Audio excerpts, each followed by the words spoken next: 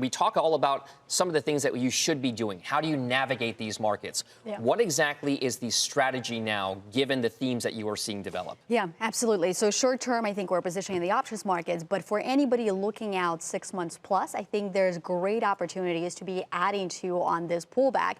And those opportunities for us stand out in the mega trends. These are the trends that are going to change and shape the world for the next 3 to 5 years. And they're not affected by 1 quarter or 2 quarters disruption. So there's 3 particular that I'm talking about, which is digital transformation, healthcare innovation, and sustainability. And so if you think about the sectors that tie to that, of course, it's going to be tech. I would also not overlook China tech as a result of that. I would look to healthcare, which is now trading at a 20% discount to the S&P.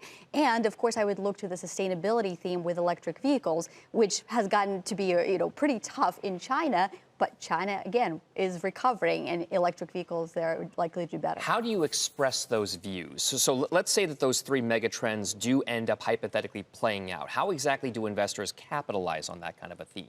Yeah, absolutely. There's great opportunities that we identify in single stocks, and we can do this in a variety of different combinations. But for example, within digital transformation, one of the bigger trends within that is actually artificial intelligence.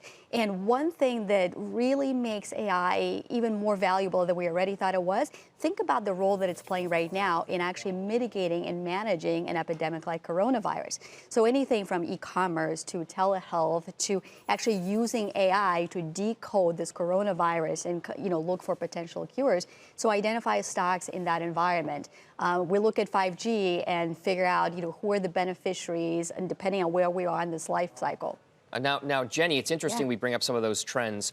There are ETFs these days that track all of those things. I also know that just in the last couple of days, speaking of the AI health front, IBM, we know that they have a lot of AI initiatives. IBM Watson Health is one of their big ones. They are now providing that service free to certain government organizations and health organizations around the world. One of a number of companies trying to use their resources to combat coronavirus. What types of companies do you look at? What types of industries do you look at with regard to how you can actually kind of overcome some of these coronavirus fears and come out on the other end better off for it? Yeah, so I feel like Anastasia just served this up for me on a platter. I know, thanks so much.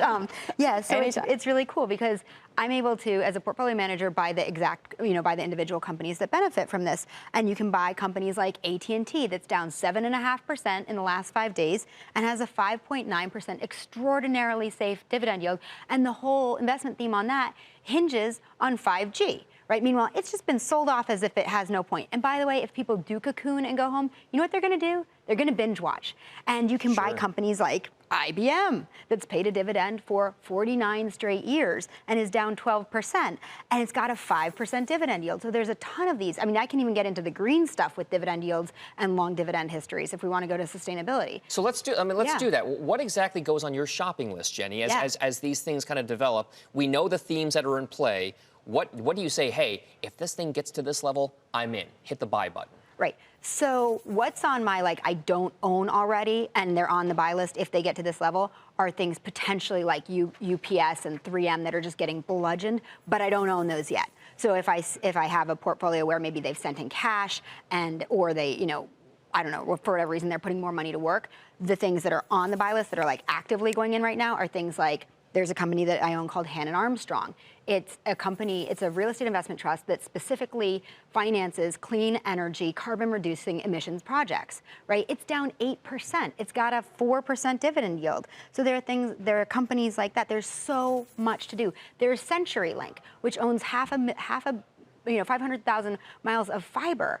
You can buy that. People are going to sit home. They're going to be online. They're going to be doing things. Sure. It's amazing. So many opportunities in the U.S. stocks. And I would just point out that let's not overlook the Chinese stocks as well, because after all, that is the place where the new cases are actually dropping and the Chinese economy is likely to rebound most. To your point about gaming and watching those things and using commerce and telehealth, there is a number of China companies. I mean, the beauty about China is it is a more digitized economy than even the U.S. or Europe. So, and China tech, by the way, has lagged U.S. tech massively strongly since mid-2018. It's trading at a discount to U.S. tech, whereas typically it trades at a premium. So I would absolutely have that on my buy list. Right. And people in China aren't sitting home twiddling their thumbs. They're using up the internet. Sure, they're playing online. games and everything else. Yeah, I want to get your thoughts on this, too, because our very own Jim Cramer has been active on social media, as he often is, especially in times of market stress. This is what he was saying just about an hour ago. He said, he tweeted, "When sellers sell everything, including the stocks of companies that do well in a pandemic," to the point you guys are making right now, "then you can presume that they are simply making a sweeping false judgment about companies in the asset class." Is this, I mean, the cliche is baby bathwater. I don't know if it's appropriate, but is that the scenario that's playing out right now? It's such an important point, because what the markets are assuming now is that this is going to last a while, that there's not going to be a recovery in 1 month's time or 3 months' time or what have you. And this is why we've taken down earnings estimates. This is why when you look at the 10-year Treasury, we can extrapolate the implied growth rate from that. It is looking at something like 0.5% U.S. GDP for the next 12 months.